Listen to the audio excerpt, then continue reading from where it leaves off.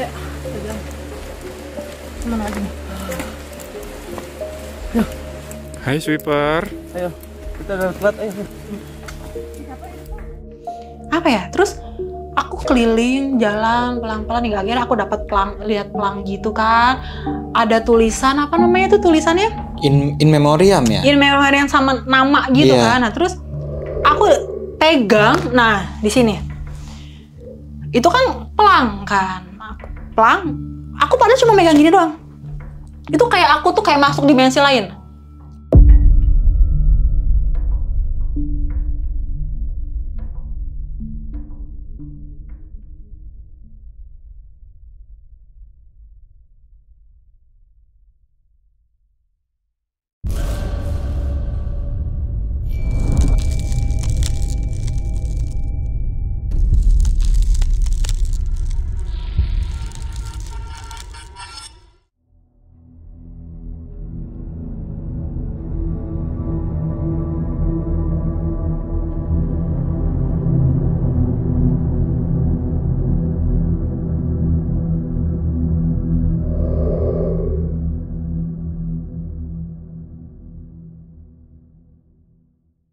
Assalamualaikum warahmatullahi wabarakatuh. Balik lagi nih di besok pagi. Kali ini bareng gue Bang Mange, pria gemoy tanpa bahan pengawet. Siapa yang tak kenal dengan Gunung Gede Pangrango? Gunung paling cantik di Jawa Barat ini memang memiliki keindahan yang cukup menawan. Namun di balik sebuah keindahannya tersimpan juga sejuta misteri di dalamnya. Baik itu di kalangan para pendaki ataupun masyarakat sekitar. Dan pada malam kali ini gue udah berhasil menghadirkan salah satu narasumber yang mempunyai kisah horor ketika melakukan pendakiannya di Gunung Pangrango.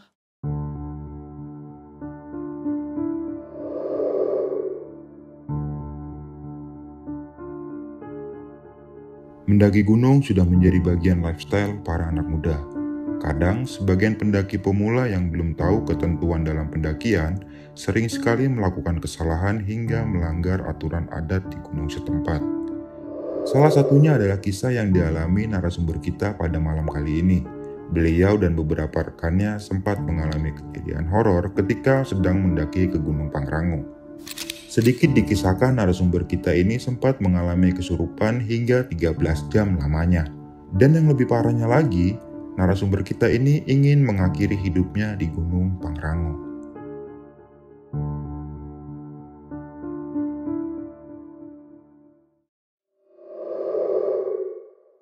Untuk lebih jelasnya, langsung aja nih gue sapa narasumber gue pada malam kali ini. Selamat malam Mbak Dewi. Selamat malam. Mbak Dewi, sehat Mbak Dewi? Sehat. Alhamdulillah. Dari mana nih Mbak Dewi kalau boleh tahu? Dari mananya nih? Dari? Tinggalnya. Oh, saya dari Jakarta Pusat. Oh, Jakarta Pusat, jauh Monas, juga ya. Monas. Patokannya Monas. Wah, katanya Monas mau dipindahin ya? Katanya ya. Tapi kita belum tahu kapan dipindahin. Nah, itu kan. Dia kan mau menceritakan pengalaman pendakian di Gunung Pangrango nih ya, Mbak Dewi ya. Ini banyak banget kejanggalan-kejanggalan. Atau mungkin bukan kejanggalan ya, mungkin sebuah pesan dari penghuni Gunung Pangrango mungkin. Iya. Sedikitnya aja Mbak, apa sih pesan tersebut yang dititipin dari makhluk-makhluk Gunung Gede Pangrango ini? Pesannya adalah bahwa come to me is the good. Datang ke saya dengan baik-baik. Dan bakal disambut juga dengan baik. Dan bakal begitu. disambut dengan baik. Kalian datang dengan baik, kalian pun pulang dengan baik-baik. Oh, oke, keren banget. Dan Mbak Dewi juga, ini salah satu mempunyai kelebihan mungkin ya Mbak Dewi ya? Dari kecil apa baru-baru ini Mbak Dewi? Sebenarnya dari kecil sih. Dari kecil, dari umur berapa tuh Mbak? Dari saya lahir. Dari saya lahir. Dari Mbak Dewi lahir itu udah ini ya, udah dikasih Iya, kelebihan cuma gitu. saya baru ngehnya itu adalah ketika saya di SMP. Oh, itu baru mulai kebuka tuh ya? Baru ngeh dan baru mulai sedikit sadar. Iya. Dan baru sedikit mengerti. Oke, namun sebelum kita masuk ke ceritanya, bagi teman-teman semua yang belum subscribe, silahkan di-subscribe terlebih dahulu, like, comment, and share. Jangan lupa nyalakan loncengnya agar teman-teman semua nggak ketinggalan video terbaru dari Besok Pagi. Jangan lupa juga nih di-follow Instagram Besok Pagi, karena di situ banyak banget informasi mengenai seputaran trip pendakian, sewa rental outdoor, atau bagi teman-teman yang pengen menjadi narasumber, bisa juga langsung DM aja ke Instagram Besok Pagi. Mau nggak mau, suka nggak suka, bahwa hal gaib itu ada di sekitar kita. Tanpa berlama-lama lagi, langsung aja kita masuk ke ceritanya.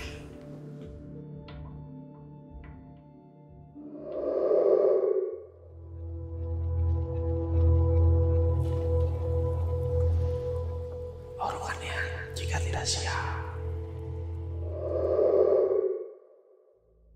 Oke Oke, Mbak Dewi bisa Ya. diceritain nggak nih dari awal pendakian itu kayak gimana tuh Mbak? Silakan Oke. Mbak.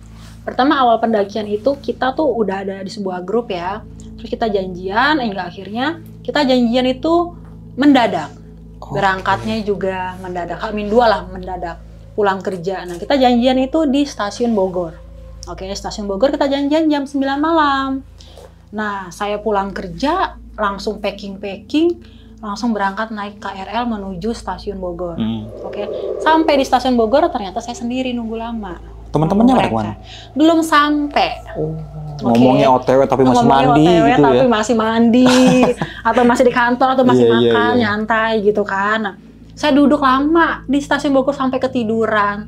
Sampai saya lihat ini orang kemana nih? Kereta udah mau jalan jam berapa nih? Mereka ketinggalan kereta nggak dan lain-lainnya nggak? Saya telepon nih berkali-kali. OTW, 5 menit lagi, 5 menit laginya berapa jam kemudian. Hingga akhirnya mereka datangnya jam 10 malam. Wah, Bayangkan. sejam juga ya. Aku lagi tidur dengan kaki terlentang, tas keril di belakang, mereka baru muncul jam 10 lewat lebih lah. Hingga akhirnya mereka muncul, kita cari makan di sekitar situ, nyari angkot pula kita karena sudah malam, Iya. ya kan. Nah, hingga akhirnya dapat satu angkot, kita charter satu angkot. Harusnya nggak dapet, jadi kita paksa lah angkot yang kosong itu untuk jalan ke tempat base camp. Kayaknya mahal tuh kalau kayak gitu Mbak. Lumayan. Iya, iya. Tapi itulah uniknya dalam perjalanan ini, bener-bener backpackeran banget gitu kan. Kita naik angkot, nyampe lah di base campnya. Berarti lewatnya Cibodas nih Mbak ya? Iya, Oke. nyampe di base camp, terus kita packing. Yang bawa perlengkapan itu adalah sudah Bang Tommy, Dodi, sama si Mul. Iya. Saya cuman bawa buat logistik makanan aja, ya kan. Nah, setelah kita sampai di base camp, kita mulai packing, hingga akhirnya pagi kita mulailah start jalan. Mulai dari tiket karcis segala macam, simaksi semuanya udah mereka. Karena saya cewek sendiri kan, jadi semua terima beres. Intinya seperti itu. Berasa berat lumayan. Ini besar. Sampailah start awal. Kita jalan bener-bener menikmati sebuah perjalanan ini bener-bener santai. Kita nggak dikejar-kejar waktu, nggak dikejar-kejar target dan segala macem. Hingga akhirnya kita sampai di Telaga Biru. Nah, sampai di Telaga Biru tuh banyak pendaki-pendaki lain juga yang duduk di sana istirahat gitu kan. Kita juga istirahat di sana. Tapi di sini Telaga Biru kan air itu, tapi kan ada jalan ke sini lagi tuh yang tempat orang istirahat bebatuan gitu kan. Aku dari awal aku lihat Telaga Biru, kok aku malah tertarik ya gitu loh. Kayak ingin mendekati ke sana gitu kan. Hingga Tertariknya karena apa tuh Mbak? kayak ada yang narik, paham gak sih? Kayak ada yang narik. Iya. Oke, kayak ada yang narik gitu kan, kok pengen ke sana, pengen mendekati lagi gitu kan. Hingga akhirnya yang tadinya istirahatnya di seberang sini, aku udah, Bang Tom, aku ke situ ya. Wih, hati-hati ya, kata si Bang Tom kan. Oke, aku bilang gitu kan, ke sana. Kita duduk di sini aja sih. Kan ada pohon besar gitu kan, ada tempat yang kayak buat duduk seperti itu, di belakangnya kan telaga air biru itu kan. Nah, terus kita duduk di situ, tapi mataku tuh nggak pernah lepas dari itu air. Kayak ngelihat gini loh. Kayak nggak mau pernah lepas. Nah, hingga akhirnya kita duduk santai di sana. Aku bilang, aku pengen masuk ke dalam air itu. Tapi si Bang Tom bilang, jangan Wi, nanti kamu hilang, nanti kamu ini segala macam. Itu air nggak boleh diinjak, nggak boleh dimasuk. Semuanya lah dibilang kan. Terus aku bilang, kenapa? Enggak, belum ada sejarahnya atau belum ada orang tuh yang injak kakinya ke sana atau cuci muka atau kaki kamu tuh nyemplungin di situ katanya kan. Hah? Siapa yang bilang? Aku bilang gitu, orang nggak apa-apa kok. Kalau kita datang ke situ nyentuh airnya juga nggak apa-apa. Aku bilang gitu kan. Terus ada pro kontra lah ya. Terus kata si Dodi juga bilang, jangan, kamu kok nakal banget sih dibilangin jangan katanya kan. Terus aku tuh kayak pengen ngomong sesuatu, cuman aku tahan gitu loh. Kayak marah gitu loh. Kenapa sih larang-larang? Kata siapa sih? Emang udah pernah ada yang kejadian? Kayak pengen mengeluarkan kalimat itu gitu kan. Cuman tertahan gitu kan. Tertahan kayak, jangan di sinilah, takut gitu kan. Kayak ada rasa takutnya. Tapi aku bener-bener merasakan bagaimana suasana air itu. Kayak ada yang menangis, kayak ada yang sedih. itu tuh terkontak langsung gitu loh, kayak nyetrum gitu kan, kayak aku bawanya sedih ya. Aku tuh ngomong sama mereka, Tong tunggu dulu di kita kenapa nggak ngecamp di sini aja, di tenda aja tuh di situ. Aku bilang gitu. Gak ada orang yang di tenda sini, bahkan istirahat sampai lewat maghrib malam juga kagak boleh, harus lanjut. Bilang seperti itu. Cuman aku kayak bertolak belakang gitu kan. Nah, hingga akhirnya pas aku lihat di situ, aku lihat gitu kan, kok sedih banget ya. Nah, cuman aku memang melihat di situ, itu kan ini kan air genang, tapi di sana kayak ada pohon-pohon atau semak-semak tuh yang bentuknya seperti berbentuk kayak goa gitu kan. Nah, aku memang bener melihat di situ tuh cewek cakep banget, cantik, manis, ayu gitu loh. Ada perempuan? Ada perempuan. Aku keceplosan ngomong sama si Dodi waktu itu. Kerja, ada orang tuh. Apaan sih, Wi? Dia bilang gitu kan. Nah, mendingan kita di sini aja. Dia kayak mengalihkan atau apa, aku nggak tahu lah ya. Terus dia bilang kan, aku berinding ceritanya jadinya. Terus aku bilang, dalam hatiku aku bilang gini, dia tuh kayak pengen ada orang loh di sini, paham gak sih? Kayak pengen ada orang sih temenin aku dong gitu. Kayak mau jangan lewatin aku gitu. Ya. Kayak jangan lewatin aku loh. Aku tidak seseram, sekejam yang di pikiran orang. Boleh kok kalian di sini singgah, paham gak sih? Mungkin mereka mendengar apa yang tadi si Tommy ngomong, jangan atau apa. Dan itu bertolak belakang sama aku sebenarnya seperti itu kan. Terus hingga akhirnya aku lihat tuh cewek cantik banget, cakep banget kan. Aku sempat bertanya, kamu kenapa sedih dalam hati kan? Terus dia sedikit adalah menyampaikan pesan juga gitu kan. Cuman waktu itu aku nggak berani mengutarakan karena perjalanan belum selesai. Karena dari awal nanjak si Tommy udah pernah bilang, Wi, kalau kamu lihat apa-apa, kalau kamu apa, jangan diungkapin di lokasi. Nanti kamu pulangnya nggak selamat lah, pokoknya ditakut-takutin seperti itu lah kan. Jadi aku tuh kayak pengen frontal di sana juga, ada rasa takut dan lain-lainnya seperti itu. Nah, hingga akhirnya sudah mendekati, kita disuruh jalan terus. Itu istirahat berapa jam? Lumayan lama. Lumayan lama. Iya. 2 jaman lebih, pokoknya lumayan lama di sana. Di sana tempat, karena aku memang si Tommy, Dodi sama si Boy ini, ayo, akunya yang nggak mau. Karena betah di situ Mbak ya. Di sisi lain betah, kayak ada yang manggil, paham gak sih? Memang ada yang manggil, bukan kayak ada yang manggil lagi. Memang ada yang kayak sini dulu sih, kalian jangan cuma lewatin gue doang dong, jangan cuma tempat istirahat. Hello, lu kira gue apaan gitu, paham gak sih? Ini ada orang loh, nah gitu. Aku mendengarkan suara si perempuan ini. Makanya kenapa seringkali pernah nggak sih merasakan kok warnanya beda-beda, suka sering berubah. Kenapa gitu kan? Pernah nggak sih berpikir muncul pertanyaan kenapa? Gitu kan? Ketika cuaca lagi panas kok airnya bukannya keruh, atau ketika cuaca lagi hujan-hujannya itu kan, kalau hujan kan turun kan harusnya keruh dong, karena kotoran itu. Kok ini malah biru? Pernah nggak sih muncul pertanyaan seperti itu di benak kita ya sebagai manusia? Kenapa? Pernah nggak sih cari tahu why?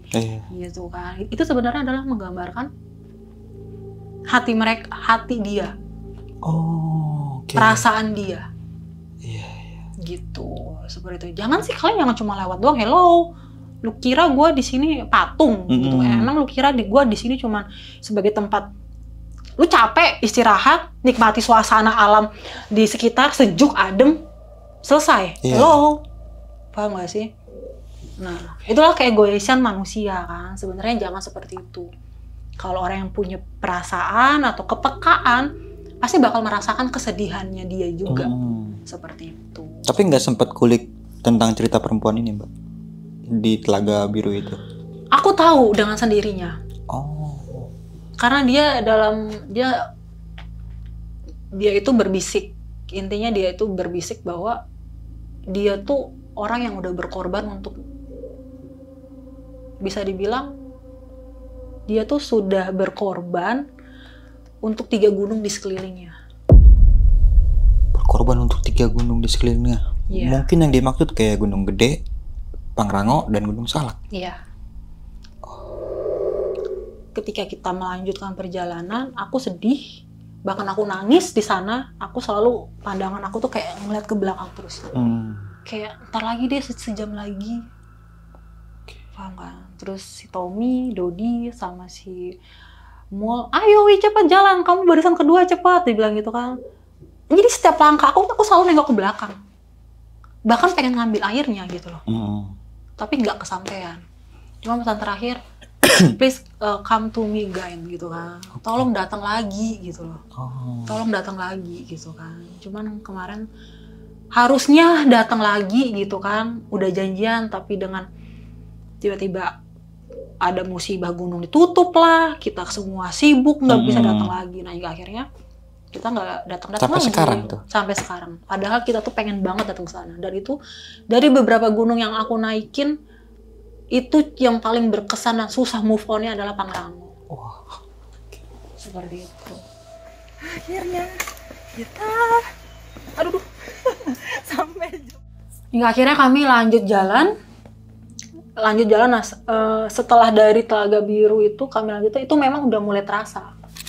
Udah kayak mulai terasa kayak konslet lah badanku gitu kan. Hingga akhirnya kita jalan, aku nggak tahu posisinya sebelah mana, tapi badan tuh kayak udah pundak tuh kayak sudah berat. Kayak sudah berat, kayak pernah nggak sih ngerasain kayak kayak kesetrum dadakan gitu kan kayak. Terus aku udah untuk mencoba mengontrol diri, oh no. Please jangan sekarang kumatin dalam hati gitu kan, ngomong please jangan sekarang kumatin. Gak enak, malu nih sama orang, itu satu. Takut nyusahin orang juga. Bener. Gitu kan. Aku mencoba untuk bertahan, menolak yang tanda kutip untuk masuk gitu kan, udah mencoba gitu kan. Hingga akhirnya nyampe lah di jembatan itu. Sampai di jembatan itu udah mulai berat di situ. Sudah mulai berat. Hingga akhirnya aku lupa di daerah mana. Berhenti, aku bilang, Kak, pundak aku berat banget. Boleh nggak? Sempat ngomong juga, boleh nggak kita ngecampnya di sini aja di tendanya? Jangan Dewi, kita harus tetap jalan. Kata mereka kan, kok berat banget ya? Hingga akhirnya yaudah deh sini dipijetin dulu deh, diurut. Hingga akhirnya si Dodi ngurutin aku, diolesin minyak kayu putih, minyak salep, apa entah apalah itu yang diolesin semua gitu kan, sampai gitu kan. Pokoknya berat banget kan. Pas berat banget, aku ngerasa kayak ada sesuatu nih di daerah sini gitu kan. Cuman aku seperti biasa, aku nggak mau ngungkapin, walaupun sebenarnya tahu, gitu kan. Karena kan ini kita lagi dalam perjalanan loh, jangan sampai nanti tengah jalan turun ke bawah gitu kan. Nah hingga akhirnya pas nyampe di sana, disitulah aku melihat hewan gede gitu loh, tapi bertanduk. Hewan gede bertanduk? Iya. Cuman wajahnya datar, aku nggak sekilas. Lewat gitu, aku nggak tahu deh itu apa. Itu negatif atau positif tuh Mbak itu? Waktu itu aku mencoba untuk berpikir positif, karena takut kan. Negatif positifnya aku nggak tahu, kan itu kayak lewat sekilas sebat gitu loh, kayak itu apa ya? Mereka juga sempat, kenapa kok tiba-tiba berhenti gitu kan? Nggak apa-apa, aku cuma bisa menolak seperti itu kan. Nggak apa-apa, itu malam kan. Terus yaudah. Perjalanan semakin ke atas justru kayak udah mulai ada yang narik-narik gitu loh. Badan kayak ada makhluk yang pengen berinteraksi mungkin Mbak. Kayak ada makhluk yang berinteraksi, cuman aku mencoba untuk menolak. Mencoba untuk menolak hingga akhirnya sampailah di, aku nggak tahu di apa namanya, pokoknya kayak ada jembatan air panas itu. Shelter air panas. Shelter air panas. Nah, di sini tuh kan kabut, panas airnya, terus ada tali. Aku bilang sama mereka waktu itu, Kak cepetan, kenapa? Jadi kita kan jalan kan, aku tuh lihat ke bawah gitu loh. Oh, ke sebelah kanan ya berarti ya? Iya, pas aku lihat ke bawah tuh aku tuh lihat sekilas gambar wajah orang yang kayak gini, tapi dia melotot. Nah, di situ aku bilang, cepetan, hingga akhirnya kepleset. Si Kak Mul yang kepleset. Aduh, dia kepleset hampir jatuh. Kalau dia nggak pegangan tali, aku nggak tahu deh. Dia udah jatuh ke bawah atau apa deh, aku nggak tahu deh. Nah, di situ aku tuh udah kayak pengen cepet-cepet, buru-buru gitu. Ada pendaki yang lain juga kan, buru-buru. Pokoknya aku tuh kayak pengen cepet gitu kan. Nah, hingga akhirnya sudah lewatin itu. Di sana kayak ada gubuk tempat, aku nggak tahu deh. Shelter itu. Shelter berapa aku nggak tahu karena itu sudah malam kan. Kita sempat stay istirahat dulu di situ sebentar. Istirahat situ sebentar, cuman pas di situ kata mereka aku kebanyakan melamun. Kata mereka. Nah, sebenarnya bukan melamun. Sebenarnya aku tuh mikir, tadi tuh wajah siapa ya? Kok gede banget gitu loh. Aku tuh mikir, mungkin mereka melihat aku tuh kayak ngelamun kan. Wih, kamu kenapa ngelamun? Jangan melamun. Aku cuma bilang, enggak. Tapi dalam hati, aku tuh bertanya, itu wajah siapa ya? Gede banget ya. Itu wajah siapa ya? Nah, seperti itu. Nah, hingga akhirnya kita istirahat beberapa menit. Terus kita lanjut jalan.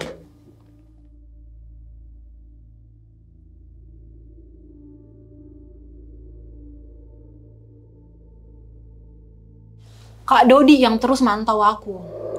Wih, kesini, jangan arah gitu kan. Aku pengen kesini, dia kayak mundak aku tuh kayak ngarahin badan aku kesini, wih kesini gitu kan.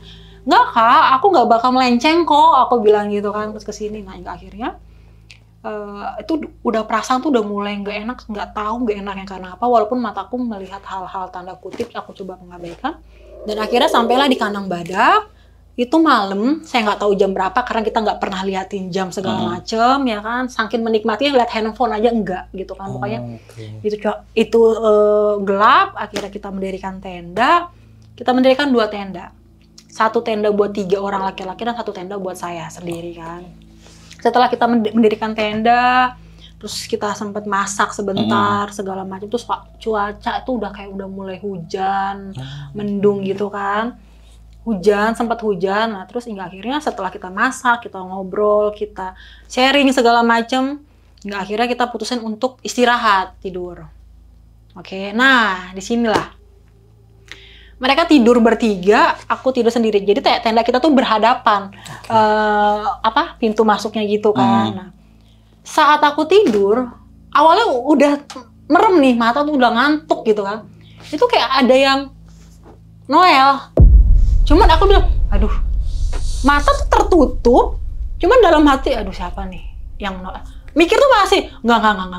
Mungkin ini angin, mungkin tendanya aja kali yang gini gitu, kesenggol. Cuman aku perasaan kayak deg-degannya tuh kenceng banget gitu kan, kayak, aduh, nggak enak. Cuman tuh kayak ada gini kan, tapi kuping tuh kayak tahu suara kayak, paham gak sih? Kayak suara orang tapi kayak panas. Iya. Paham kan kuping? Aku panggil si Kak Tom, aduh mereka apa udah tidur gitu kan. Kak Mul gitu kan. Kok nggak ada yang nyahut gitu kan. Kak Dodi, kok nggak ada. Terus aku mencoba mengabaikan, sempat ngegeser sedikit sih badan kan, sempat nggak nyentuh yang tenda itu kan, sempat ngegeser, terus suasana juga kaki juga sambil gitu, mencoba untuk mengabaikan. Tapi kayak ada sana lu, paham gak sih? Kayak tangan tuh nyentuh banget gitu kan. Tangan siapa nih? Nah, dari situ aku udah mulai gemeter, takut. Aku langsung buka itu sleting itu. Aku langsung nyebrang pindah ke tenda mereka. Terus mereka langsung bangun. Dewi, ngapain pindah tenda gitu? Enggak Kak, kedinginan, dingin. Itulah alasannya. Iya. Padahal dalam hati, aduh, kedinginan, tendanya bocor. Aku ngomong gitu kan. Nggak bisa tidur, kedinginan. Akhirnya kita tumpuk lah berempat di situ. Nah, hingga akhirnya ketika tumpuk empat itu, si Kamul memang nanya sama aku sambil tidur gitu kan. Jadi berempat, wih lu jujur, lu lihat apa? Terus aku bilang, jangan bahas di sini, udah tidur aja kan besok pagi harus submit. Aku bilang gitu kan. Nah, hingga akhirnya udah kita tidur.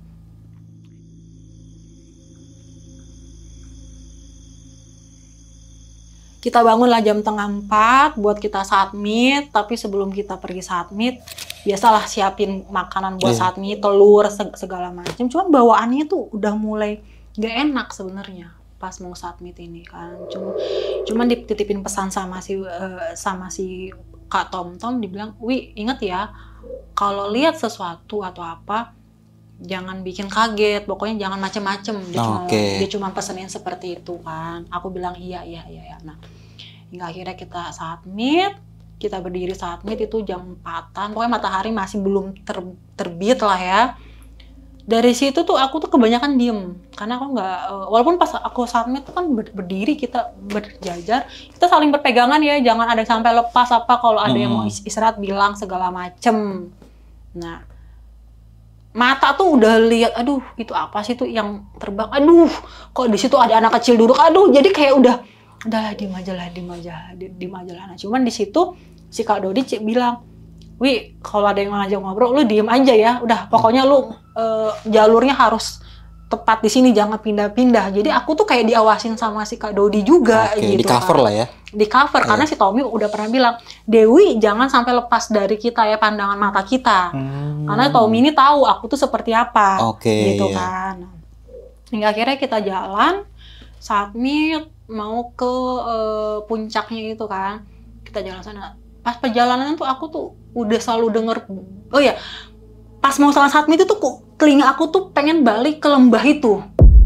Ke lembah biru itu. Oh, Telaga Biru. Telaga Biru itu, lembah. Telaga Biru itu kayak aduh. Ini suara apa ya? Kuping tuh udah mendengar bisikan itu, cuman kan aku coba mengabaikan kan. Nah, terus kita jalan submit hingga akhirnya dalam perjalanan submit walaupun ngerasain hal-hal yang aneh, mencoba menolak dan tidak fokus ke hal-hal yang tanda kutip, karena memang benar-benar aku tuh dipantau sama mereka berdua. Kemana aja nih? Hai sweeper. Ayo, kita udah telat, ayo.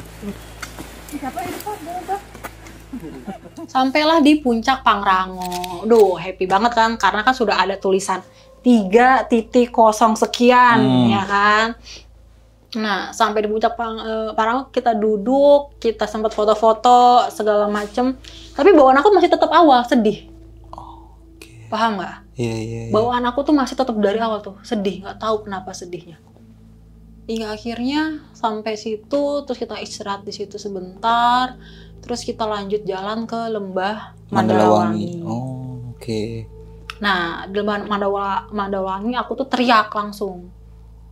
Pas udah memasuki gerbang lembah Mandalawangi itu, nggak tahu kenapa spontanitas teriak.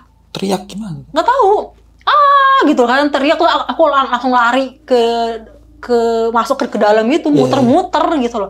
Teriak. Nggak tahu kenapa kayak happy banget, kayak menemukan gitu, rumah gitu loh. Kayak menemukan rumah gitu kan. Nah, teriak terus sempat tidur 2 jam lebih, bahkan hampir 3 jam di sana. Jadi di sana kan ada beberapa pendaki lain, ada tenda gitu kan. Aku bilang, kenapa nggak dari awal kita nge-camp di sini aja tendanya gitu kan. Terus ya nggak mungkin lah, makanya cerita-cerita seperti ini. Akhirnya yaudah kalian kesana entah ngapain gitu kan. Mereka ada yang foto, ada yang ngambil ngetek video. Aku malah lebih memilih geplek tidur dengan tanpa beralasan apapun, dengan matahari ke sini. Tidur nggak terasa, kata mereka aku tidur hampir 3 jam. Dan itu enak banget gitu kan. Lama juga berarti di Mandalawangi ya? Lama banget di Mandalawangi. Hingga akhirnya aku lihat itu ada air mata air, ya kan. Halo sob, sebelum lanjut ke video, gue mau kasih tahu nih bagi teman-teman semua yang mempunyai cerita horor, kalian bisa langsung aja kirim cerita kalian ke Instagram kita, yaitu dengan keywordnya besokpagi.edv atau ke email besokpagi.ch@gmail.com. Tunggu apa lagi? Langsung aja kirim cerita kalian segera. Ada air mata air, katanya di situ bisa buat cuci muka. Kata Tommy bilang tuh kalau mau cuci muka, kalau mau minum air di sini, bukan di Telaga Biru. Kata si Tom, emang kenapa kok Telaga Biru? Telaga Biru juga air mata air kok aslinya gitu kan. Terus aku coba ke sana. Awalnya aku cuci muka. Nah, di sinilah aku lihat wajah orang kayak Belanda, cakep banget, rambutnya ikal keriting. Di sini. Jadi ketika saya lagi mau cuci muka pertama, nggak lihat apa-apa. Cuci muka pertama, itu seger banget kan. Kedua gitu kan. Pokoknya berkali-kali, nggak tahu pada hitung berapa kali ketika mau gini, nggak jadi ngambil air. Itu wajah siapa ya? Aku sampai bingung kan. Hah? Jadi dia bibirnya tuh tebel. Dia tuh cuma kayak gitu, paham gak sih? Tapi matanya tuh kagak nggak melek. Jadi dia tuh kayak gitu, paham kayak senyum gitu berarti Mbak? Senyumnya nanggung sebenarnya. Oh iya, senyum ini ya? Senyum kayak gimana? Iya. Tapi aku lihat percis banget, ininya tuh lebar dan dia tuh kayak rambutnya tuh pirang, tapi kayak ada tapi kayak orang Belanda gitu, paham gak sih? Aku lihat, hah? Apa itu ya? Aku sempat diem berapa detik itu kan kayak sambil nunggu gitu sampai kayak aku lihat apa gitu tadi gitu kan. Terus sempat berapa detik terus si Kak Dodi bilang, "Dewi, ngapain di situ ngelamun?" Enggak ngelamun, aku gituin kan. Cuma terus aku kayak orang bego kayak tuh wajah siapa ya? Dalam hati tadi di air panas lihat wajah tapi melotot. Ini lihat wajah matanya merem tapi cewek gitu kan. Jadi kayak aneh, kayak teka-teki gitu kan, kayak apa ya? Terus aku keliling jalan pelan-pelan hingga akhirnya aku dapat lihat pelang gitu kan.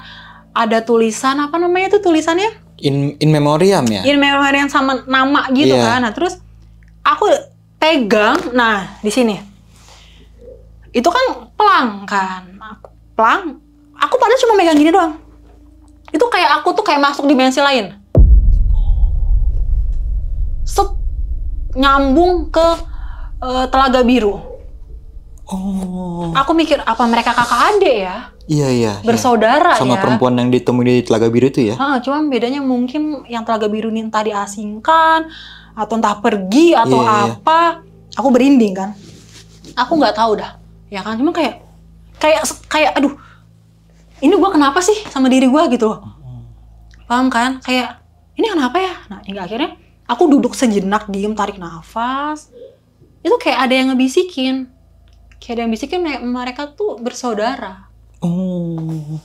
Seperti itu. Kayak ada yang ngebisikin mereka tuh bersaudara. Masih ada hubungan keluarga gitu berarti ya? Iya. Tapi hati aku tuh kayak backpack, balik lagi ke Telaga Biru gitu. Ada apa sih nih di Telaga Biru ini gitu loh. Ada apa sih di Lembah Mandalawangi ini gitu loh. Paham kan? Nah, seperti itu. Ya, akhirnya kami turun lah ya. Turun, kita jalannya santai sambil menikmati juga. Cuman perasaan tuh kayak udah nggak enak. Perasaan nggak enak tuh selalu ada gitu kan. Cuman aku coba mainin. Nah, hingga akhirnya menjelang, karena kita turunnya juga itu sudah siang menjelang sore gitu dalam perjalanan. Kaki aku tiba-tiba nggak tahu kenapa, tiba-tiba kayak oplos-koplok sakit pincang gitu loh. Nggak tahu kopong. Nah, aku berbohong sama mereka. Aku bilang, aduh kok kakiku jalannya kopong gitu kan, kayak, dan mereka pun lihat aku tuh udah pincang. Padahal aku tuh pengen bilang ini bukan pincang, ini ada anak kecil nih. Nah, kayak gimana sih kayak anak kecil ngeginiin kaki kayak digelendotin gitu. Kayak digelendotin gitu loh, kayak kakak di sini aja sih, ngapain turun, paham gak sih? Iya. Jadi jalannya bener-bener kayak ngesot, kayak bener-bener aduh sampai dipegang orang gitu, aduh kok berat banget ini kaki gitu. Cuman kayak aku tuh nahan diri gitu kan.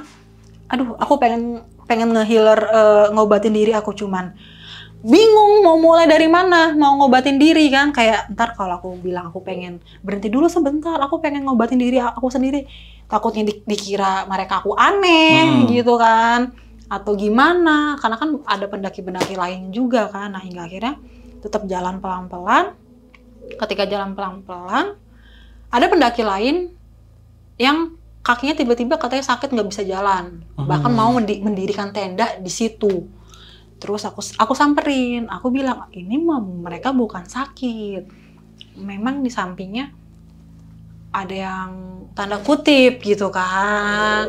Dilendotin juga berarti? Iya, dilendotin ya bahasanya kan. Okay. Cuman aku nggak enak mau ngomongnya gitu kan. Dia sampai, laki-laki sampai susah jalan, bahkan nggak bisa jalan sama sekali. Nggak mungkin dong digotong atau pakai apa kan. Nah, aku bilang, aku samperin sama mereka. Coba sini. Ada salep nggak atau apa nggak? Aku obatin kakinya, aku pijit lah. Tapi sebenarnya kalau mereka melihat pijit.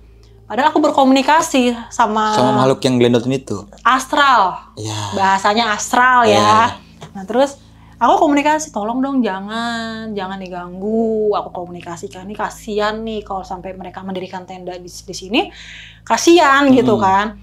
Terus akhirnya aku bilang, dia setuju mau lepas, udah lepas. Terus aku bilang, oke ya, tunggu aja dulu 10 menitan, ntar juga udah bisa jalan. Nah, aku sama timku jalan. Ketika jalan, aku makin parah kakiku. Hingga akhirnya kesusul lah sama tuh cowok pendaki ini. Bahkan mau mau dibawain gak carrier-nya, mau ini nggak, dia malah nawarin kan.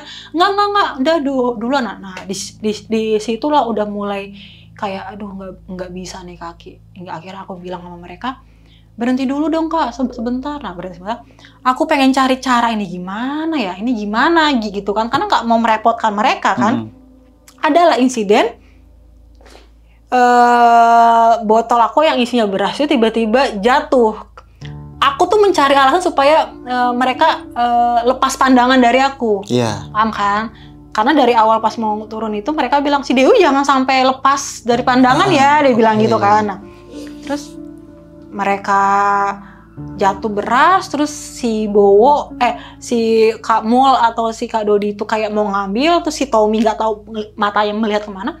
Aku langsung tancap gas, bisa lari. Lari mbak? Iya, kata mereka lari, aku juga nggak sadar.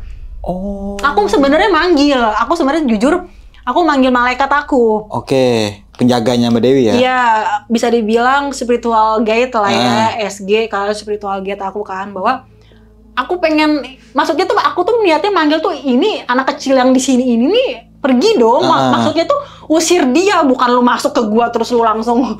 Jadi kesalah paham. Iya. Kurang konfirmasi berarti ya. Miskomunikasi itu. Miskomunikasi gitu kan. Jadi kayak tiba-tiba aku pun baru ngeh gitu ketika mereka cerita kan. Aku tuh langsung lari. Lari mbak? Lari. Itu udah malam berarti kan itu ya? Iya. Udah malam lari. Yang dimana perjalanan itu trekkingnya tuh batu-batuan tajam. Kalau kita jalan kan kayak harus pakai senter. Kayak ada batu enggak. Jadi kayak benar-benar. Itu aku katanya langsung lari dengan mata merem.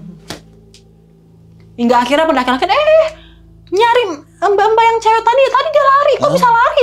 Kita aja masih jalan aja harus lihat-lihat gini ya. Nah hingga akhirnya aku tuh lari, mereka teriak, woi Dewi itu tolong, dibilang gitu kan, tolong. Aku lari hingga akhirnya kan itu perjalanan ke sana mau ke tempat tenda itu kan kurang lebih sejam 2 jam. Kan? Aku cuma hitungan menit. Wah, gokil. Ketika udah sampai mau blast terus sebenarnya. Aku nggak bisa ngontrol, nggak tahu kenapa nggak bisa ngontrol karena di sisi lain aku ngerasain astral lain, aku ngerasain ini jadi kayak nggak bisa ngontrol diri. Hingga akhirnya tuh pas udah mau pas sampai tenda itu kan tenda, udah melewati tenda, ada orang yang karena mendengar teriakan gitu, rame dan heboh, ada orang yang narik. Dan informasi orang yang narik ini pun katanya aku tuh kayak mau langsung bablas gitu, tapi ditariknya tuh susah. Nah, hingga akhirnya dibacain ayat kursi gitu-gitu kan, terus tiba-tiba aku sadar, hah, kok rame ya? Banyak orang ya? Kenapa? Aku bilang, kayak nggak sadar gitu kan. Nah, terus hingga akhirnya nggak lama kemudian mereka barulah datang, karena kan udah lumayan lama juga kan aku nunggu di tempatan itu. Terus hingga akhirnya si Tommy marah, makasih ya Pak, Mas, Kak, entah apalah mereka bilang, iya ini temen gue memang sedikit aneh, dia bilang gitu kan, gini-gini terus. Nah, terus aku bilang, emang aku lari ya? Tadi kaki lu sakit, pincang, nggak bisa jalan, kok lu malah bisa lari gitu. Terus sekarang pincang lagi. Jadi pas udah nyampe tenda tuh malah balik lagi gitu loh pincang. Jadi mau jalan astralnya itu keluar, pincang lagi. Iya. Jadi pas mau jalan ke tenda aja kayak aduh, kok susah banget ya nih kaki ya. Jadi pincang gitu kan. Akhirnya kita istirahat terus ya udah masuk dalam tenda ya, bersih-bersih segala macem gitu. Sampailah kita di base camp, kita packing ya kan, kita packing, kita bersih lah ya sampai kita makan. Mau makan dari tempat base camp ke warung cuma berapa meter, kaki aja masih susah jalan, sakit banget ya kan.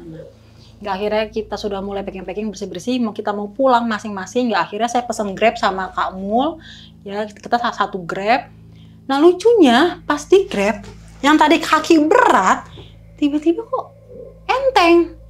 Kayaknya kayak udah berapa meter atau berapa kilometer jauh dari tempat itu tuh udah mulai enteng gitu kan. Tadi saya berpikiran bahwa besoknya nggak akan kerja. Iya. Karena kan kalau kaki koplo itu kan butuh proses sehari 2 hari kan, apalagi udah dengan kejadian seperti itu kan. Nah, hingga akhirnya kok enteng. Nah, hingga akhirnya sampailah saya di kosan. Jalan loh, kok enteng, jadi kayak nggak ngerasa pincang atau gimana gitu. Berarti kan. Udah sembuh total berarti? Sembuh total. Bahkan aku sampai kosan naik ke tangga atas sih. Enteng gitu kan. Kadang aku ngomong dalam hati diri. Kok malaikat kok dirimu nggak bisa diajak negosiasi sih, kenapa nggak pas kemarin aja sih? Jadi perjalanan pulang juga kan lebih cepat, nggak nambah 1 hari gitu kan. Nah, seperti itu hingga akhirnya besok paginya aku berangkat kerja deh. Normal dengan Normal seperti nggak ada apa-apa. Tapi pas udah besoknya kan ada grup kan, ada grup, disitulah aku baru menyuarakan suaraku. Si Tommy marah. Lain kali jangan begitu ya Wi, jangan kejadian seperti itu. Tommy ini marah karena mungkin Mbak Dewi lari dengan sendirinya gitu. Iya. Oke. Dia marah gitu kan. Lain kali gue nggak mau ajak lu naik gunung lagi karena ini menyangkut pertanggungjawaban. Lu kalau mau kumat, jangan seperti yang kayak kemarin. Lu udah janji, lu bakal bisa ngontrol, lu bakal nggak kumat. Tapi kita nggak tahu. Kalau kita udah masuk alam, bener nggak? Hingga akhirnya di situ aku mengutarakan semuanya. Bang Tom, semuanya aku bilang gitu kan di grup. Di Telaga Biru aku merasakan bahwa itu tuh ada putri sangat-sangat cantik. Aku bilangnya gitu kan. Tuh ada putri sangat cantik, dia tuh sedang sedih. Kemarin kalian bilang ngelarang aku nggak boleh nginjak air lah, nggak boleh minum lah, nggak boleh kesana lah, nggak boleh nyentuh air lah. Dia tuh sedih loh. Aku langsung bilang gitu, karena itu. Gitu loh. Aku mau mengutarakan itu nggak mungkin karena kan masih di lokasi. Apalagi baru naik itu kan. Iya, ya kan. Aku tuh sedih loh. Terus hingga akhirnya Bang Tom itu ngelingin aku ke salah satu temennya juga, ya kan, yang kita sempat nge-tag video juga buat kirim pesan ke temennya ini kan. Nah hingga akhirnya aku cerita, iya Telaga Biru tuh ada seorang putri cantik. Dia tuh orang yang udah berkorban untuk saudaranya, bahkan melindungi 3 gunung di sekelilingnya. Aku sampai cerita seperti itu kan. Dia tuh pengorbanan dia dulu tuh sangat menyakitkan. Tapi dia mencoba ikhlas dan berkorban, itulah, disitulah penunggunya. Utama, bisa dibilang akarnya lah. Ini kalau menurut penglihatan aku ya. Karena kan beda-beda penglihatan orang. Nah, hingga akhirnya temannya Bang Tom bilang, iya memang kenyataannya tuh memang seperti itu. Dia bilang seperti itu. Temannya Bang Tommy itu bilang kayak gitu. Temannya Bang Tommy orang mana tuh? Bang Tommy itu yang tahu, karena ketika Bang Tommy ngelikin itu, ngelingin dia ke aku, kita connect, komunikasinya menyangkut hal itu terus. Oke, berarti emang kayak gitu sejarahnya mungkin Mbak ya. Berarti sosok putri dari Telaga Biru ini enggak senang dan sedih karena teman-teman yang Mbak Dewi ini sempat ngelarang buat ngambil air dan cuci muka di situ. Iya. Oh, jadi putri itu merasa sedih. Sedih. Gitu. Jadi padahal dia tuh jelek, padahal tidak seperti orang-orang pikirkan. Karena kan banyak yang bilang jangan lama-lama di sini, nanti kesurupan lah, nanti hilang lah, nanti inilah segala macam lah. Pertanyaan saya adalah, pernah kejadian di situ kesurupan, diriin tenda, istirahat melewati maghrib atau apa?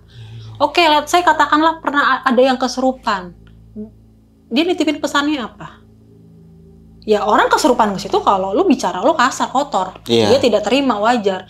Tapi pada intinya adalah sebenarnya nggak apa-apa istirahat lama di situ, bahkan ngecamp di situ pun sebenarnya nggak apa-apa. Jadi pihak putri ini welcome berarti. Welcome, dia tuh sedih seperti. Cuma tergantung dari pendaki itu sendiri ya, gimana niat baiknya, mau naiknya itu niat jahat apa baik gitu. Karena sejarahnya si putri ini pun sudah salah pahami terus, jelek. Dia tuh sedih, dia tuh sudah berkorban, tapi disalah pahamin sama sekelilingnya, mungkin sama keluarganya pada zaman itu atau apa, hingga akhirnya dia pergi atau diusir atau nggak dianggap segala macam. Banyak salah pahaman, dia sedihnya tuh seperti itu. Dan juga konon katanya kalau Telaga Biru ini sering berubah-ubah warnanya. Udah ya? Warna berubah itu sebenarnya gini loh. Aku dikasih tahu gitu kan. Dia bilang sama aku waktu aku pas lagi duduk lama di situ, seperti orang lain mungkin melihat aku tuh melamun. Duduk di situ kan ada tempat duduk gitu kan, tapi aku menghadap airnya banget gitu kan. Aku tuh kayak duduk gini, komunikasi, berdialog. Aku tanya loh, kamu putri ya? Dari kerajaan mana? Kok kamu cantik banget? Terus dia tuh ngomong, makanya kan airnya itu waktu itu tuh kayak gitu, paham gak sih? Enggak tenang datar gitu loh. Kayak bergelombang, kayak ketiup angin ya? Ada angin sepoi gitu kan. Gia, dibilang gitu kan. Suaranya lembut banget. kok kamu sedih terus? Aku tuh ngerasain sedih, bener nggak sih kamu tuh sedih? Aku bilang seperti itu kan. Akhirnya dia bilang, iya saya selalu disalahpahamin. Sejak dulu sampai detik ini, bahkan sampai generasi berikutnya terus. Oke, terus aku tanya sama dia, kenapa disalahpahamin ya? Terus dia bilang, salahkah kalau saya ingin membela diri, kenapa saya terus yang berkorban? Kenapa saya terus yang selalu dipandang jelek? Lalu aku tanya, pandang jelek kenapa? Dia nggak menjelaskan apapun. Dia cuma bilang, tolong lihat saya, tolong anggap saya ada. Jangan salah pahamin saya terus. Salah pahamnya mungkin dalam artian ketika ada orang kesurupan dia yang salahin gitu. Seperti itu Image-nya contohnya. kayaknya tempat dia tuh selalu jelek. Oke. Terus dia bilang seperti ini, pernah nggak di tempat ini ada musibah besar? Dan aku di situ berpikir nggak pernah juga ya. Selama ini orang yang kesurupan paling Radius lewat dari situ ya. Selalu lewat dari situ ya. Kayak Putri Kencana atau apalah pokoknya segala macam ya kan. Kenapa saya jadi sasarannya? Pernah nggak lihat ketika cuaca lagi buruk, hujan apa, tempat saya jadi kumuh atau apa sih namanya tuh? Keruh, pernah nggak? Dan dia justru ngasih pertanyaan sama aku kan. Padahal aku waktu itu mikir, emang iya ya? Gitu kan. Terus aku tanya, kenapa kamu warnanya sering berubah-berubah? Terus dia bilang, itulah gambar suasana hati saya. Mungkin kalau lagi keruh dia lagi sedih gitu ya. Keruh justru dia marah. Oh, keruh marah. Tapi presentasinya untuk dia keruh itu sebenarnya sangat jarang. Jarang kan dia keruh. Dia masih terus belas kasihan gitu Pak Basi. Dia masih terus menahan rasa marahnya.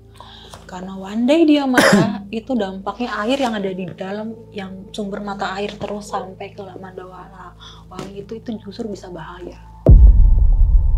Pernah nggak sih berpikir atau peka sedikit gitu ya, atau berpikir atau bertanya gitu kan, di dalam ini ada apa ya? Pernah nggak melakukan penelitian cek? Ini air ini tuh warna ini tuh datangnya dari mana ya? Pernah nggak sih? Justru itu pertanyaan yang dia kasih ke aku yang bikin aku tuh mikir saat itu. Terus aku tanya, jadi alasannya kamu berubah warna itu menggambarkan suasana hati kamu ya? Iya, dia bilang. Dan juga menggambarkan bahwa dia itu ada di situ. Ada. Gitu. Dia itu ada. Okay. Pernah nggak sih kakak mikir bertanya deh, kok warnanya bisa berubah? Kadang biru kepekatan, ya kan? Kadang kayak hampir ke warna hijau tapi bening gitu, paham nggak? Bersih, jernih, bukan hijau yang berlumut atau apa gitu kan. Kadang hampir mendekati warna-warna jingga, dan itu nggak semuanya, kayak misalkan ini kan air kan, di ujung-ujungnya warnanya beda. Titik-titik tertentu gitu ya? Gitu kan. Oke, iya benar. Seperti itu. Tapi masih Pernah nggak sih bertanya, itu sumber air datangnya dari mana ya? Pernah nggak sih muncul pertanyaan itu? Orang lain hanya bisa mengabaikan, orang lain hanya bisa melihat, indah ya, cakep ya, udah selesai lewat. Ya udah di sini udah adem. Iya. Ada yang bilang juga jangan sih lama-lama, tempatnya nggak enak gitu ya. Udah mendekati maghrib nanti ini. Iya. Kenapa sih yang harus dilihat sisi negatifnya? Kenapa nggak dilihat apa yang udah saya berikan kepada kalian ketika kalian istirahat di sini? Iya. Kalian mendapatkan kesejukan. Kalian pergi dari sini panas, terik matahari muncul, gerah, keringat segala macam. Nah, seperti itu.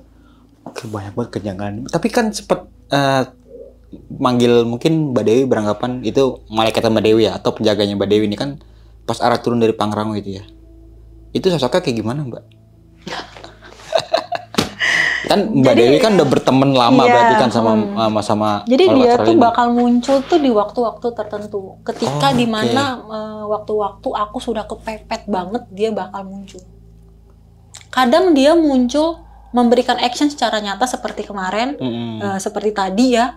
Tiba-tiba muncul, terus ya maksud gua, lu sembuhin kaki gua, bukan masuk ke dalam gua, bukan masuk ke dalam diri gua, terus lu kayak terbang gitu loh. Maksud gua bukan begitu kali, jadi kesalahpahaman kan. Maksud gua nggak seperti itu. Nah, jadi aku itu bisa dibilang di detik-detik terakhir udah mau depan maut, ya kan?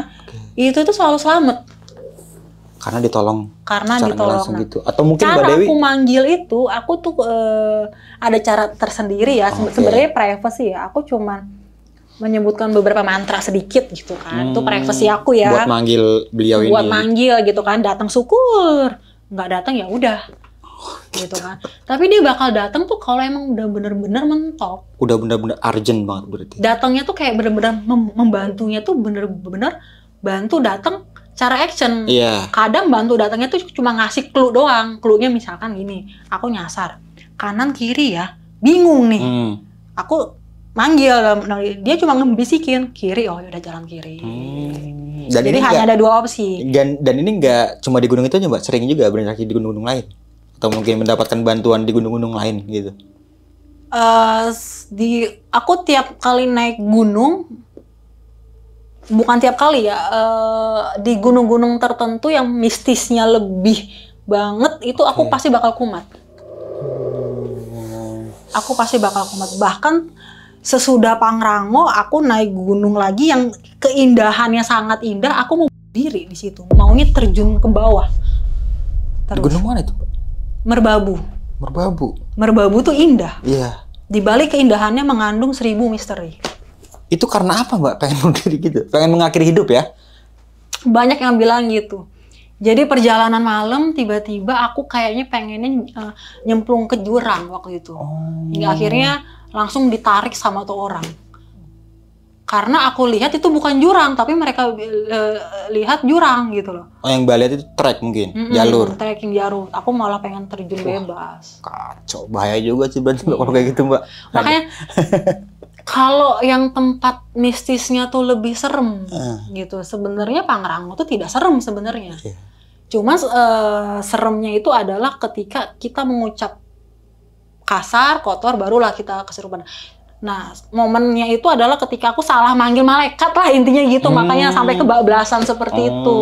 Kayak kurang miskom ya, kurang Miskom, komunikasi bisa berarti ya. dibilang miskom lah gitu. Tapi kan banyak banget tuh teror-teror yang dialami sama Mbak Dewi ya di pendakian Pangrango ini ya. Dan tetap jadikan pelajaran aja Mbak berarti ya. Pelajaran Sama-sama. iya, dan pengen balik lagi ke sana nggak tahu kenapa. Kayak ada yang manggil, aku nggak tahu. Kapan tuh Mbak? Boleh tuh Mbak. Karena waktu itu, apalagi di Telaga Biru itu tuh dia tuh kayak berharap banget kami tuh datang lagi gitu. Ini kan pendakian di tahun 2019 ya? 20. 20 ya? Sampai sekarang di tahun 2024 belum ke sana lagi? Belum. Tapi aku selalu sounding, ayo dong ke sana, iya. Tapi tiba-tiba mau ke sana jalur ditutup. Karena setelah kita turun, itu nggak lama kemudian itu jalur ditutup. Karena COVID Corona kan. Nah, setelah jalur dibuka COVID Corona selesai, kita mau daki tapi nggak tahu kenapa tiba-tiba ditutup lagi. Katanya ada pendaki yang hilang atau kesurupan deh waktu itu. Sama cuaca waktu itu kan. Jadi ada aja terus yang menghalangi. Gitu. Terus di sisi lain ketika sudah waktunya sudah bisa dibuat mendaki, waktu kita yang nggak ada ya, nggak ada pengennya liburnya lengkap gitu ya? Pengennya lengkap gitu. Oke, Mbak Dewi kan sempat ada yang viral nih ya di website yang namanya apa websitenya itu? Apa namanya Mbak websitenya? Oh. Itu cerita pendakian Mbak Dewi di Gunung Lawu. Oh iya, ya? karena tahun lalu menjelang akhir tahun 2023 saya sama teman-teman juga kita naik gunung, yaitu adalah Gunung Lawu. Gunung Lawu itu lebih mistisnya lebih banget. Dan itu... aku nggak bisa ngontrol diri, hingga akhirnya muncul di beberapa media, Tribun, terus Berita Satu, terus Sindo, pokoknya di media-media online nasional lah muncul. Itu siapa yang ngetik, Mbak? Jadi ketika kejadian, kan kan namanya juga kan kejadian kan. Malam itu kan aku kan kata mereka aku tuh masuk tenda dandan. Oke. Sebenarnya udah berawal tuh pas mau malam, mau tempat tenda ngecamp gitu kan. Aku seumur hidup naik gunung nggak pernah bawa perlengkapan makeup. Dan itu nggak tahu kenapa perlengkapan makeup ada di tas. Aku juga nggak tahu datangnya dari mana tuh perlengkapan makeup. Itu perlengkapan makeup punya Mbak Dewi apa? Iya. Karena pas kita packing dari tempat base camp itu memang temanku juga memang tahu. Aku memang nggak bawa tempat makeup ataupun apapun. Nah, pas nyampe sana udah memang dari awal aku memang udah mendengar suara gamelang. Gamelang, kayak ada yang manggil. Cuma sempet ada kejadian aku tiba-tiba tengah jalan sebelum sampai di tempat tenda, aku memang teriak. Aku tutup kuping, stop berhenti gitu kan. Mereka yang nenangin aku sampai nangis. Nah, akhirnya mereka pantau aku. Aku bahkan jalan sampai dipegang tangan, takutnya melenceng. Takut gitu. lari lagi gitu ya? Sampailah di tenda, si Henny bilang temen, aku dapat versi cerita dari mereka ya, karena aku tuh nggak inget sama sekali. Nggak sadar berarti nggak sadar. Nah, Mbak Dewi mau kemana? Tapi kamu, ini kata Henny kan. Tapi Mbak Dewi tuh makeup pakai lipstick.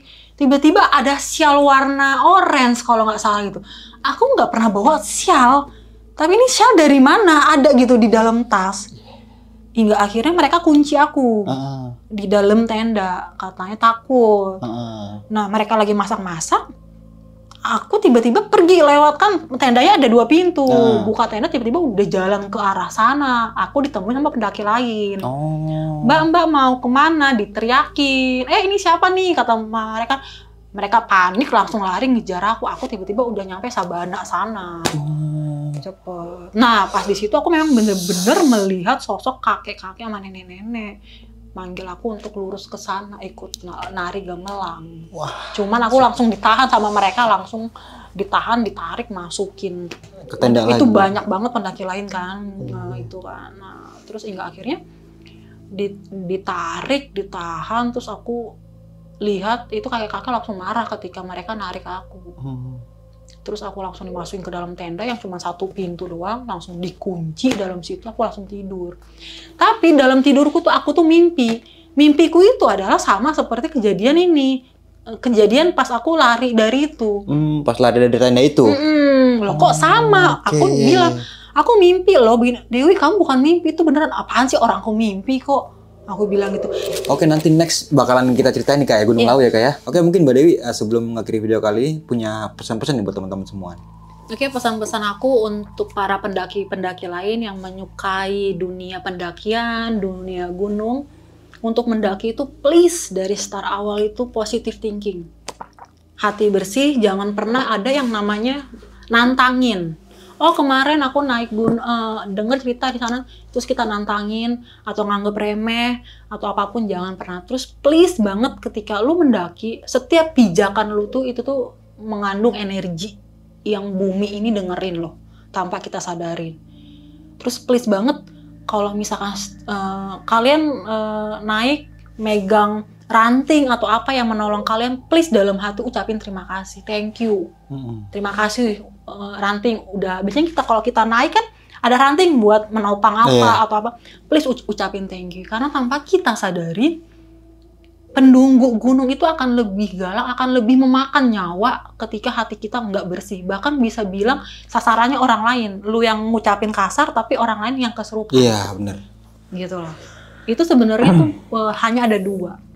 1 peringatan buat lu kalau nggak yang kena diri lu atau temen lu yang bakal kesurupan yang nggak tahu apa-apa. Jadi intinya adalah pesannya tolong hargain setiap elemen-elemen, setiap bahan atau apapun itu yang ada di gunung, baik batu, ranting, ataupun tempat-tempat yang kalian bilang serem segala macam, please hargain aja sih, itu aja. Oke. Karena sebenarnya itu adalah kunci utama. Benar. Kunci utama. Nah, dan tetap lakukan pendakian dengan orang yang berpengalaman, serta safety dalam melakukan pendakian. Mungkin itu aja nih dari Bang Mange dan juga Mbak Dewi. Kurang lebihnya mohon maaf. Sampai jumpa di video-video selanjutnya. Assalamualaikum warahmatullahi wabarakatuh.